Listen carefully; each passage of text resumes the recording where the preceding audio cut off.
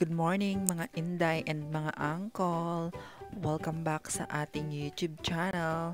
So for today's video is let's called a day in my life as a part-time caregiver. So as you can see mga inday, nag-prepare ako ng coffee ni uncle at saka nag-prepare din ako ng coffee ko kasi yung sa akin mga inday, babaunin ko na yan diretso doon sa facility na tinatrabahuan ko, which is malapit lang naman dito sa amin, like 5 minutes away lang. Ayan, and then ang kulin yung sinali ko na din siya paggawa ng coffee mga inday. And then ayun mga inday, nagkabaliktad na kami ni Uncle Ninyo. Siya na yung naiwan sa bahay. Ako ang nasa trabaho. Kasi nga, sa Uncle Ninyo mga inday, wala pa kasi siyang schedule sa mga trabaho and also weekends mga inday. Kaya wala pa siyang trabaho. Ayan, siya yung muna naglilinis ng kwarto. Pero kahit hindi man plakado ang pagkalinis mga inday, pero okay lang yun. Basta nalinis ng konti.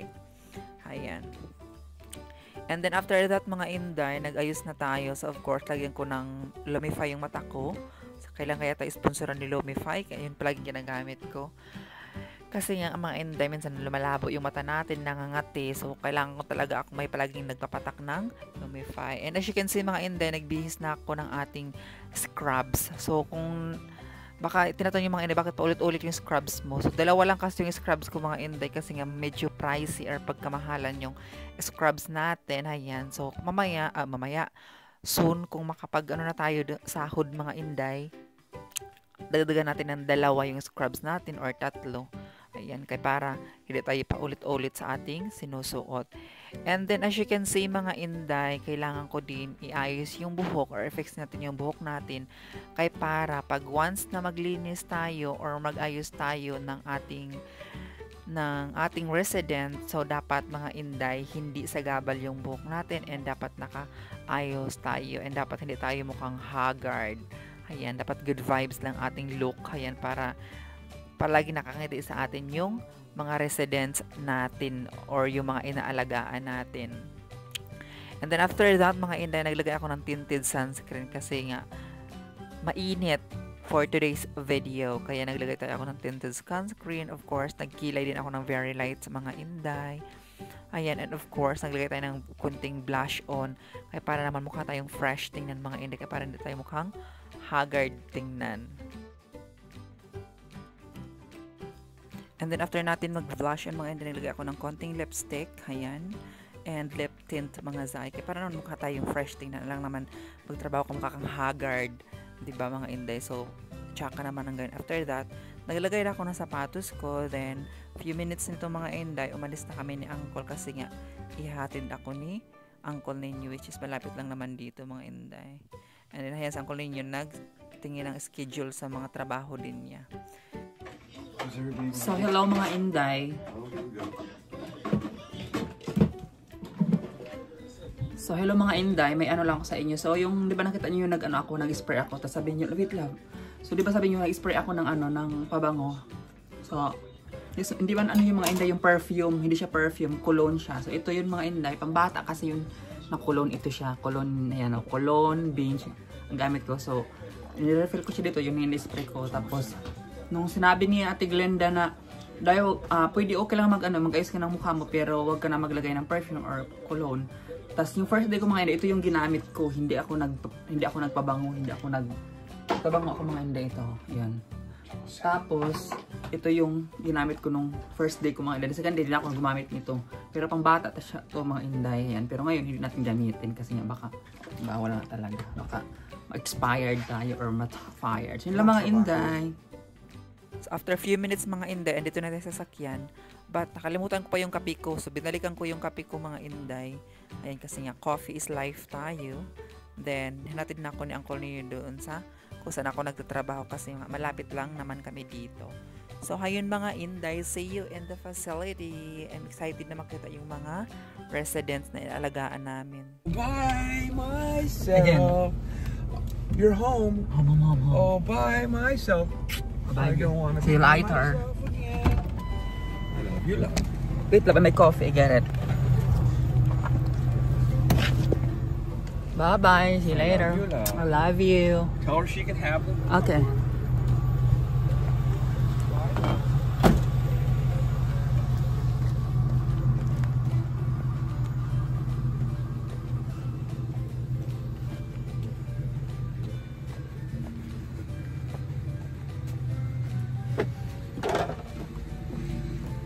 Good morning. Good morning. 2,000 years later. As you can see, mga inde and mga uncle, tapos na kami dito sa gawain namin sa mga residents. So kung wala kang ginagawa mga inde, pwede mo ka din magtulong kay Ate Glenda dito sa kusina. Yan, choice mo yun kung magtulong ka or hindi. Ako mga inde, tinulungan ko siya dito kasi nga wala tayong may content. Kaya nag-take advantage ako na mag-content. Ayan, kasama si Ate Glenda. So, shout out to Ate Glenda and say hi na din sa kanya. Kasi nga hindi, kapangpangan siya mga inde. So, nagkakaintindihan kami kasi nga alam ko din magkapangpangan. So, ayan, nagkwentuhan kami about sa mga yung mga ligligang parol, ganyan, yung mga pagkain sa Pampanga. Nagkwentuhan kami about din sa mga, yung mga vlogger, ayan. Mga chismosa kami, charot lang. Then, after that, mga inday, ayan, tinuruan niya ako na ganito yung gawin mo, yan, punasan mong ganyan. Kasi in case na, siya mga inday, yung babakasyon sa Pilipinas, so of course, sino bang gagawa dito, kundi kami din, ayan. Pero, nagtutulungan talaga kami, mga inday. And of course, mga inday, today kasi is, may katulong pa ako, yung kami padalawa ni Ate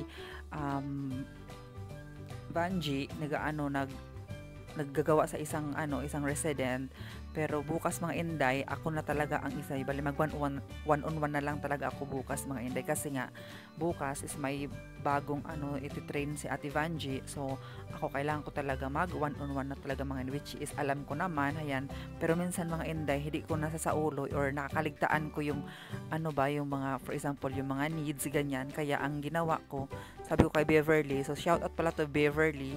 Ayan, kasi umalis na siya dyan mga inday. Pinasulat ko lahat sa kanya yung mga gawain doon sa isa namin sa lahat ng mga residents na pwede kong gawin. Like mga oras, mga lahat mga inday na gawain, yung pinasulat ko talaga sa kanya kaya para mabasa ko doon sa notebook. Kasi nga, nagdala ako ng notebook mga inday kaya para talaga, hindi ko talaga makaligtaan. Ayan, kaya para hindi tayo ma-fail sa ating trabaho kasi nga, gusto ko talaga tong trabaho na tong mga inday. Meanwhile, na tayo ng lunch for today. Merong mga residente na hindi pwede sa kanila yung mga matitigas na pagkain. Dapat yung mga easy to swallow at easy to chew. Kasi matatanda na, prone na sila sa aspiration. Kaya dapat yung mga pinapakain natin sa kanila is madaling nguyain at madaling lumukin. So, si Ate Glenda dito mga inday, and then kami ang magpapakain ng resident. Yep. Ngayon, meron tayong ribs. Para ito dun sa mga kaya pa nilang kumain mag-isa. Yan. Yung na-enjoy pa nila yung food. Pero yung iba, hindi na. Dapat yung iba pag hindi na talaga minsan pure na yung pinapakain natin, i-blender na siya para madali lunukin. Tapos hindi sila makaspray, hindi sila ma-choke. Pati yung mga inumin, pag hindi, meron na rin silang prone sila for aspiration, nilalagyan na yan ng mga thickener, yung powder thickener. So, dapat matutunan mo yun. Okay. Yes, kasi meron tayong mga pasyente na hirap ng lumunok, na nacho-choke sila, na-aspirate sila kahit sa simpleng tubig lang inumin. So, meron tayong nilalagay dyan na powder thickener para sila ay hindi nasasamid. Yan, isa sa ating mga residente ganyan. Pero yung the rest, okay naman sila. Tapos, siyempre, meron lagi silang coffee. Minsan, parang coffee is light, especially ito sa isang matanda na gusto niya kada kakain siya, meron siyang coffee. Parang dyan siya, yan ang kaligayahan niya, coffee. So, pinibigyan natin siya. Pero today, we're all sad, no? Okay. Oo, ganun talaga. Yung ganitong klase ng facility, they come and go. Pero talagang, lalo na yung mga nasa hospice, talagang time will come na mag-expired sila or they're gonna pass away talaga. Pero ganun talaga, may papasok, may mawawala. Tsaka doon lang talaga tayo. Tsaka usually may mga terminal case kasi sila kanya na-under sila ng hospice kasi ganyan dito pag may mga terminal case, may mga terminal na sakit na usually hindi ka makasabi, di ba? Dinadala pa natin sa hospital, naka-ICU, hanggang maubos na yung ari-arian natin, hanggang mabait ka ng mga kalabaw, mga lupain, basta gumaling lang, basta madugtungan yung buhay. Pero dito hindi, pero open-minded sila pagdating sa ganyan na pag alam nila yung family member nila, hindi na aabot ng ganito-ganyang katagal, hospice na yun. Which is okay naman. Ganun nga nangyayari. So, sad day today. Sad day today. Na-loss natin yung isa nating residente. Pero ganun talaga, at least no more pain. Nakapagpahinga na siya. And then, another one will come na continuous yung pag-aalaga natin sa kanila. Yan. Ganun lang talaga ang buhay. Maligo.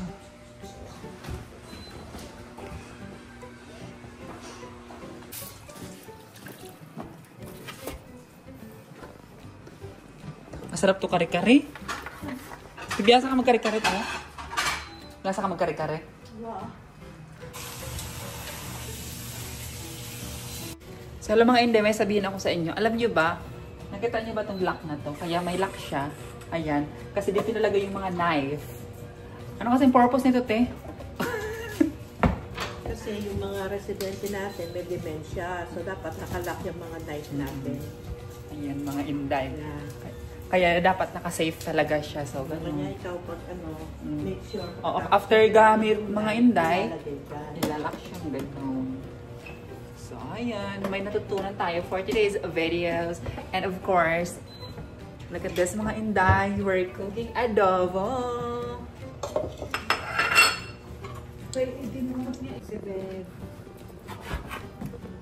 Master Chef.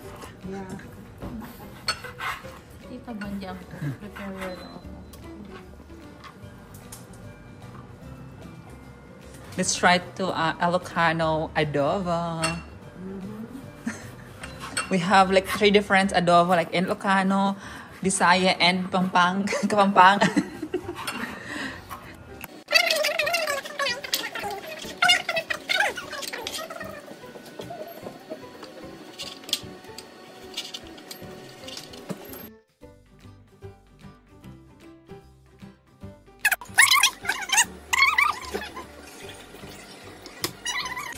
O sa mga inday, ito yung ano nila, ito yung paggawa nila ng adobo. Sige. O Ilocano na adobo mga inday. Ayan. Kainitin mo na ng mantika. Mantika. Ito muna, ang gagawin is painitin muna yung mantika, then ilagay yung, ikaw magsalita, ti. Una itong Garlic. garlic. After garlic ito mo. Sibuyas. Pero painitin mo na yung Sige. mantika.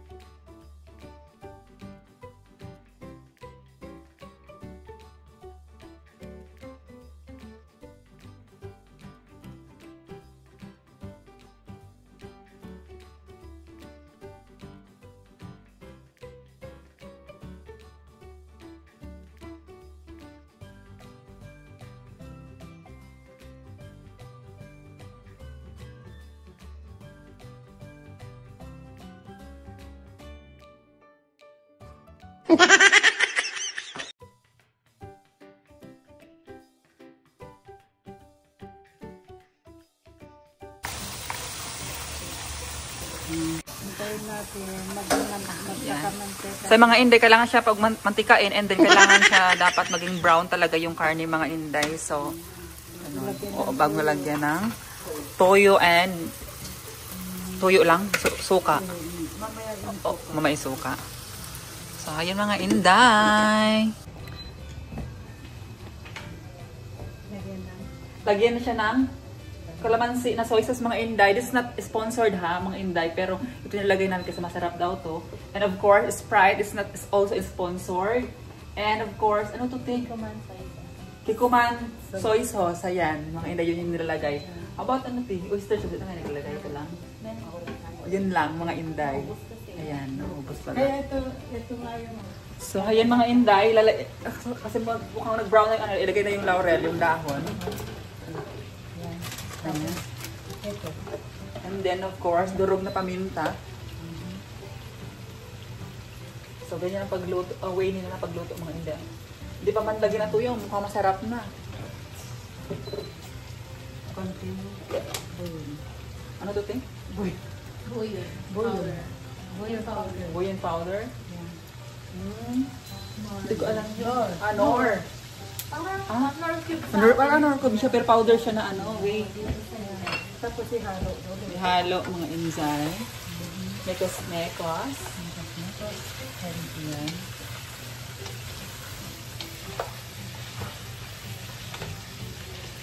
Pinagtuyo. So, ilalagay na yung tuyo mga inday. Ayan. Ganyan magluto si Ate Vanjie.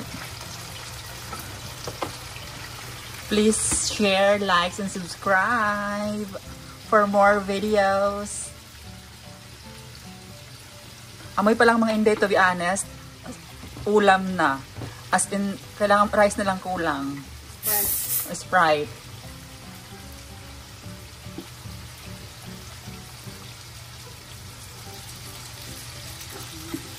Yan.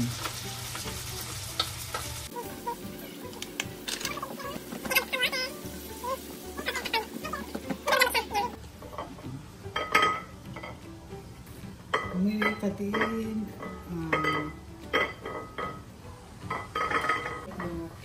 Hanapin mo na yung ano. Bakit ka ba ito? Magkain ka. Pagkaya ko yun, walang ganman. Dogo. Ano ba yun?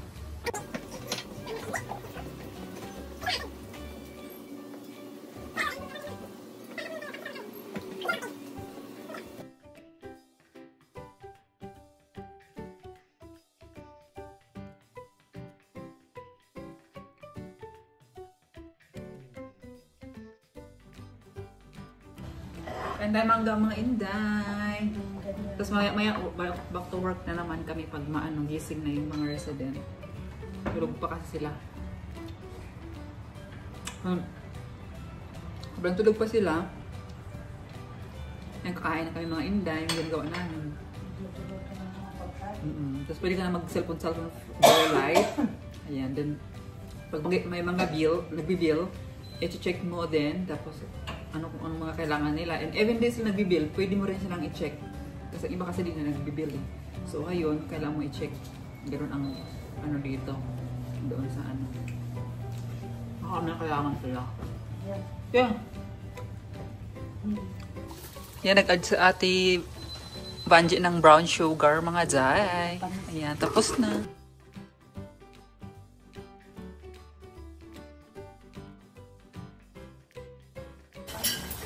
Ayan mga inday, luto na!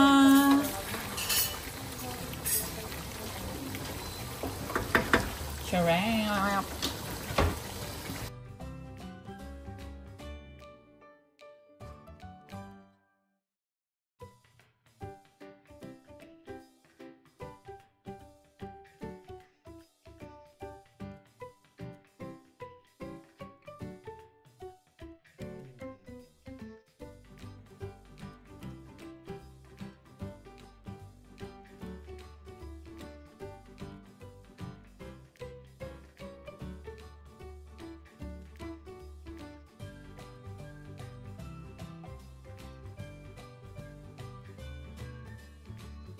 So, ayun mga inday, kiluto naman yung ating adobo. Yung adobo ni Ate Vanjie na sobrang sarap.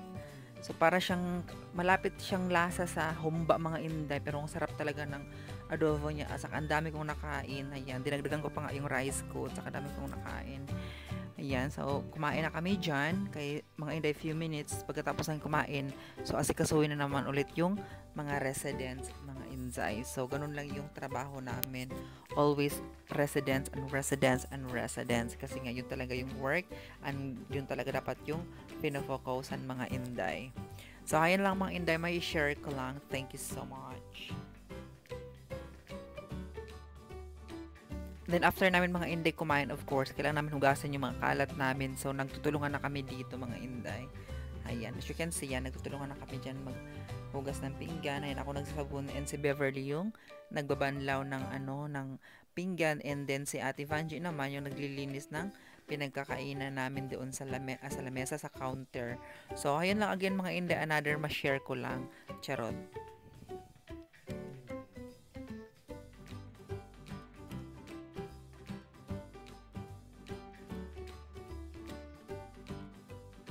So, ayun nga inday, as you can see, after 100 minutes, charot lang.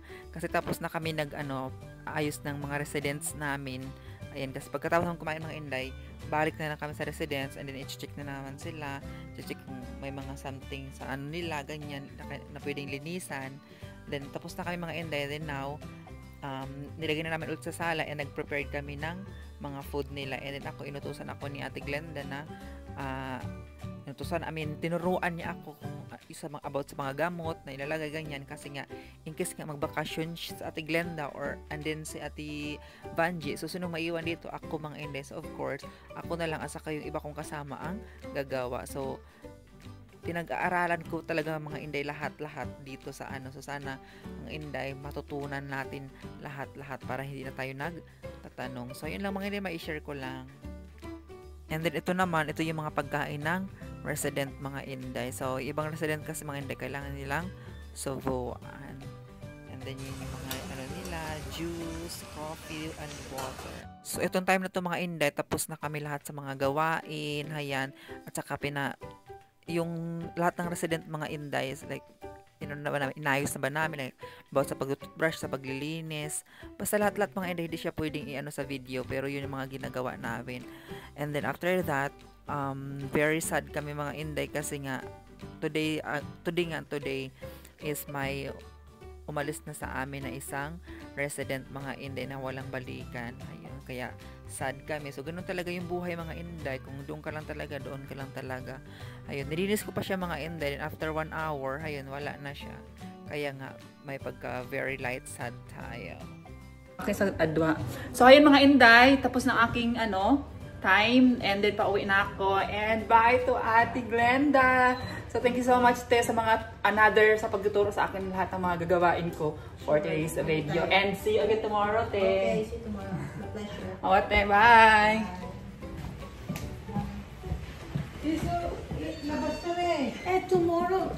Tomorrow, I'm gonna do it. Yeah, but how? Okay. After clean or dirty? Just shower, don't put conditioner. Just shampoo your hair, then I can do it. Okay? Okay. After, is dry or humid? Just like dry. Dry? Yeah. Oh, okay. After clean. Yes. Oh, okay. So don't put oil, nothing. Yes, nothing. Just shampoo. Only shampoo. Shampoo, yes. Yes, bye-bye. So yung mga Inday, mag-ano muna ako. Sama ako kina maglakad-lakad kami mga Inday. Walking after duty. Mag-ano ako, ipit ng buhok. Sige, lakad. Yes. So guys. Ganyan. Ayun, tumawag na. Ayan,